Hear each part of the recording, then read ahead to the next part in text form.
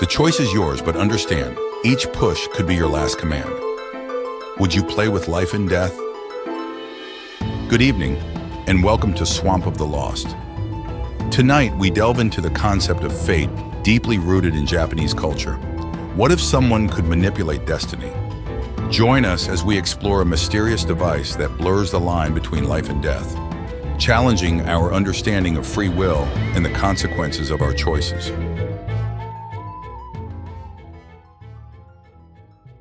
The Fate Adjuster. It's been a year since it happened, and as time passed, I couldn't tell if it was a dream or if it really occurred. I've decided to share my story. All right, I'll set it up here for you. One morning, I woke up in my room as usual, and those words were clearly lingering in my head. Huh? Set it up for you? When did someone say that to me? I tried to recall, but I couldn't. At first, I thought maybe it was said to me at my part-time job, but I quickly dismissed that idea. My job duties didn't involve setting anything up. Upon further reflection, I felt like it might have been said to me at home, but I couldn't think of any tools or machines that needed to be set up for me. I had a distinct feeling that the voice wasn't from a dream. Besides, if it were a dream, I would have likely forgotten such a vague memory of being told something without knowing why. Unable to remember anything despite racking my brain, I decided to forget about it, thinking, oh, well, it doesn't matter. Then as I approached my desk to prepare for university, I noticed something unfamiliar on it. Seeing it, I immediately thought, oh, that was it. Right, I was told, I'll set it up here for you, referring to this object. But in what context? And who came to set it up? I couldn't recall the important details. Moreover, I couldn't even remember what this object on my desk was. Its shape was very simple. On a metal base, two objects that looked like dry cell batteries stood upright. The base was slightly larger than a deck of playing cards. I couldn't examine the metal material, but I thought it kind of looked like stainless steel. It had a sharp, angular shape, and the surface had a hairline finish. It felt meticulously crafted. On top of the base, two cylinders stood parallel to each other. They were about the same size as AA batteries. The tops of the cylinders were flat, with crisp, sharp edges, which also showed the careful craftsmanship. The cylinders had a luster and texture like polished stone. They had a slightly translucent, creamy color, and upon close observation, I noticed very faint hues of blue and red marbled together. That was all I could discern from the external observation, and there were no engravings or stickers indicating a company name or product name anywhere visible. I should have received an explanation on how to use this, but what was it? I tried to pick it up and examine it, but the base wouldn't budge at all, as if it were glued or otherwise fixed to the desk. While I was fiddling with the base, trying to move it and wondering, what's going on with this? I suddenly had a realization. I had a faint memory of being taught how to operate it after being told, I'll set it up here for you. After some trial and error, I discovered that the objects resembling dry cell batteries could move up and down. In other words, this metal base had two circular holes, and the cylinders were inserted into those holes. The cylinders could be pushed in and conversely pulled out. The mechanism was extremely precise, with no visible gaps between the holes in the cylinders. Yet there was no jamming or catching. When carefully pulled straight up, they would smoothly rise, and when carefully pushed straight down, they would smoothly sink. The sensation almost felt slippery. However, there was something puzzling. The base was only about an inch thick, but the cylinders could be extended and retracted beyond that thickness. When I pulled a cylinder straight up, it could be extended more than 2 inches. Conversely, when I pushed it straight down, the part I had just pulled out would smoothly sink back in. Both cylinders could be freely extended and retracted independently, so they weren't linked internally. I couldn't even imagine how it was structured. I felt like I had been given an explanation about the internal structure, but I couldn't remember it. I got the idea to try pulling out a cylinder completely, so when I pulled one cylinder up about 4 inches, my heart suddenly started pounding. I felt tension and pressure. It was as if I was being forced to make a crucial decision and asked, so which one will you choose? When I tried to pull it up further, the pounding and pressure became unbearable. I see you're really going to pull it out, aren't you? I felt a dreadful sensation, as if my action was being confirmed. For some reason, the thought that it would be bad stopped my hand. The tension was already unbearable, and in the end, I stopped trying to pull it up any further. Carefully pushing it back down to around its original length, I felt a deep sense of relief. If pulling it out was no good, I wondered what would happen if I pushed it in instead. That's what I decided to do next. As I carefully and slowly pushed it down, the tension gradually built up. When there was about an inch of the cylinder's length remaining, my heart suddenly started pounding. I felt the same intense tension as before.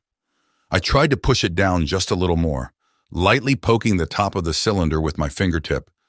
But perhaps due to my nervousness, I applied more force than intended and accidentally pushed it down by nearly half an inch all at once. Ah! I involuntarily let out a loud voice. I was so startled that my heart hurt. At the same time, I was assaulted by an unbearable pressure. I see you're really going to push it in, aren't you? I felt as if I heard a voice saying that. I hurriedly tried to pull the cylinder back up, but by then the cylinder wasn't protruding enough to get a good grip. Unable to grasp it with my fingertips, I tried to pinch it between my middle finger and thumbnail to pull it up, but it was difficult to apply the right amount of force. Because I couldn't pull it straight up properly, the cylinder wouldn't move. On the other hand, if I tried to forcibly pull it up, my nail would slip or I would fail to pinch it properly, and the recoil might cause me to push it down even further. I don't know why, but just like when I tried to pull it out earlier, I had a conviction that fully pushing this in would be disastrous. I decided to stop for a moment and calm down. Then, I searched the internet to find out what this object was and if anyone had a similar experience. Unfortunately, I couldn't find a single hit. So I took a picture of it and tried a reverse image search. Similar shaped objects came up, but they were tools or machine parts, not the information I was looking for. However, at the very bottom, I found one image that looked just like the object in my room. The link led to a personal blog. Although the blogger's age wasn't mentioned, judging from several photos, they appeared to be around the same age as me. Skimming through the blog's content, it seemed that they usually posted about their travel experiences. One post, accompanied by an image, explained, "When I came back from my trip, I found this on my desk in my room." Reading the post, it said, "Even though I've warned them not to enter my room without permission, while I was away on a trip, they let in some unknown contractor who went ahead and installed this incomprehensible thing on my desk. When I complained to my parents, they said, 'It must have been a contractor you hired yourself.' And the conversation went nowhere." In the image, one of the cylinders was pushed down about halfway. Checking the post date, it was from 2 weeks ago. From that day on, there were continuous posts about this mysterious object, with images. The next day's post had an image showing both cylinders pushed down to about half an inch remaining. The post title was, "I might have noticed something amazing." Checking the content of the post, it simply said, "I need to test this out. If my hunch is correct, well, I'll report the results another day." The following day's post, the image showed the two cylinders back to their original length, with a pair of pliers placed on the desk next to them. The post title was, "I tested it." Checking the content of the post, it said, "Well, it turned out just as I thought. I'll wait a bit before announcing it. At this stage, one of my hypotheses has been confirmed. Since the movement becomes harder past a certain point, I even use pliers to test it. I have one more hypothesis left, so I'll do a final test tomorrow. Depending on the results, I might have a major announcement. Now, which one should I use for the test?" The post from the next day. Looking at the image, the cylinder on the right was completely pushed down, flush with the base. The post title was, "Yeah, I knew it had to be this one." Checking the content of the post, it said, "My other hypothesis was also spot on, but it was so accurate that I'm in the unfortunate situation of not being able to share the details. I'll leave a hint.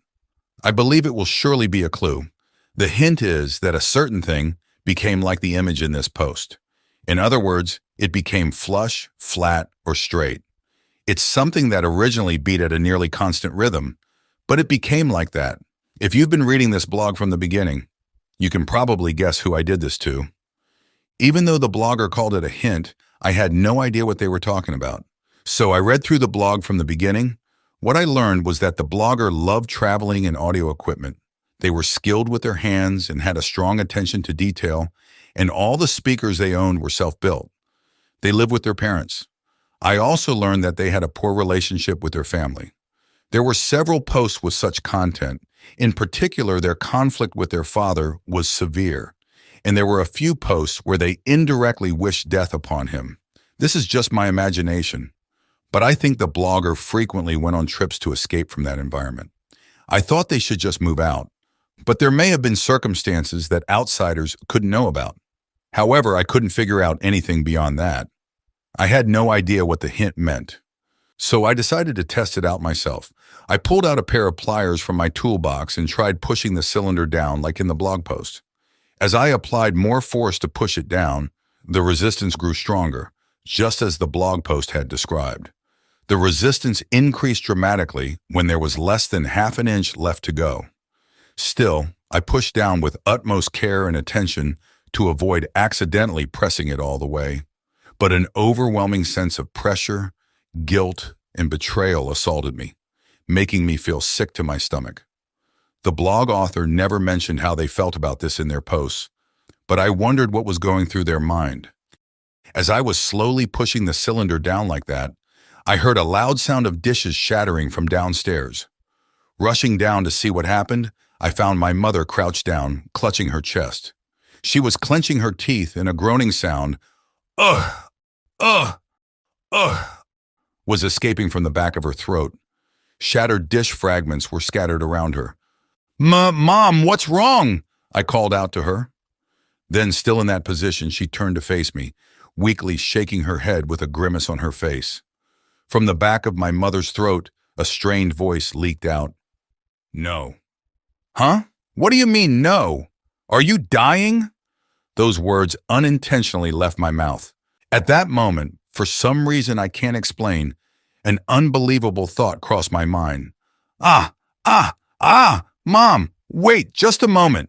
I dashed up the stairs, skipping every other step, and used the pliers to forcefully pull back the cylinder I had been pushing down just moments before. Then, when I rushed back downstairs, my mother had a nonchalant expression on her face and was rubbing her chest, saying, "That startled me." I told her that I would handle the cleanup, so she should go to the hospital, and I called a taxi for her. It's an incredible story, but in short, that's how it went. Those cylinders acted as a switch, and although I don't know the exact mechanism, pushing them down further and further began to interfere with the beating of the heart muscles. Pushing them down until they were flush with the base would completely stop the target's heart. The part in the blog post that mentioned something that beat at a nearly constant rhythm became flat was probably referring to the waveform of an electrocardiogram. The part that said who I did this to was about whose heart they stopped, either their father's or mother's. Based on the content of the other posts, they probably stopped their father's heart. Surely the target could be switched depending on which cylinder was pushed down. Considering that, it was fortunate that I happened to push down the cylinder on my mother's side. My father had already left for work at that time, and if I had pushed down the cylinder on his side, I would have undoubtedly pushed it all the way down until it was flush without realizing anything.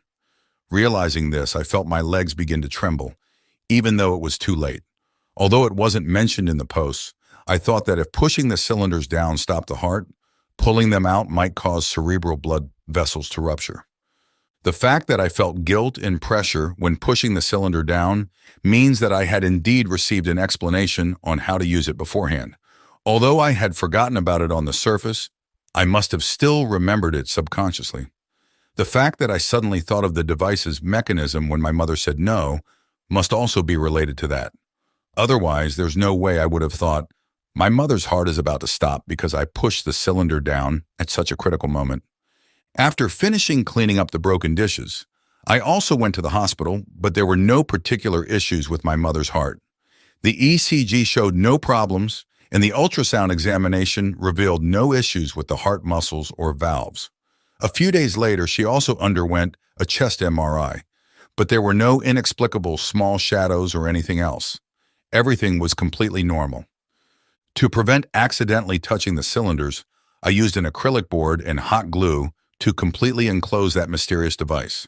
The URL of the blog where I found those posts started giving a 404 error 2 or 3 days later. About a week after that, one morning when I went downstairs, my mother asked me, "Your friend didn't stay over?" I had no recollection of this at all, so I asked her what she meant. She said that around 11 p.m. the previous night, I came down from the second floor and guided someone upstairs. Since it was late, she assumed my friend would be staying over. But when she checked the entrance hall this morning, there were no shoes, so she thought they might have left without her noticing. My mother's story didn't ring any bells for me, but I had a gut feeling about it. I hurried upstairs and the metal base and cylinders that had been installed on my desk were gone. The acrylic enclosure I had made and the traces of the hot glue had also completely vanished. In the spot where the base had been, there was an envelope. Inside the envelope, I found money equivalent to a few days' worth of part-time work, along with a single letter. The letter was handwritten with meticulous care in a handwriting that resembled a fountain pen. Compensation. Thank you very much for your cooperation in this investigation. We have prepared a modest compensation for you. Please accept it. Also, regarding this matter, as per the contract, please refrain from discussing it with others. A short while after I finished reading the letter, the characters began to fade and soon completely disappeared. All the images of that mysterious device that I had taken with my smartphone had also been deleted. I don't know if I deleted them myself or if the person who came last night tampered with my phone. Well, either way, it doesn't matter. I've also wondered why I never told my friends about that mysterious device on my desk or invited them over to show them when I had it. The note said to refrain from discussing it with others, so I think I may have been hypnotically induced to do so. As for my mother's chest pain, I just happened to think of the connection at that moment, so I don't know if it was actually related or not. This isn't the kind of story I can share with my family. I can't confess that my mother's heart nearly stopped because I was fiddling with something I didn't understand, and if I had been unlucky, I might have completely stopped my father's heart without realizing it. In the end, I'm the only one who saw that mysterious device, and so I hadn't been able to talk to anyone about it until now. At the beginning, I said that as time passed, I couldn't tell if it was a dream or if it really happened. But the truth is, now I find myself leaning more and more towards the idea that it must have been a dream. That's probably why I've become able to talk about it like this.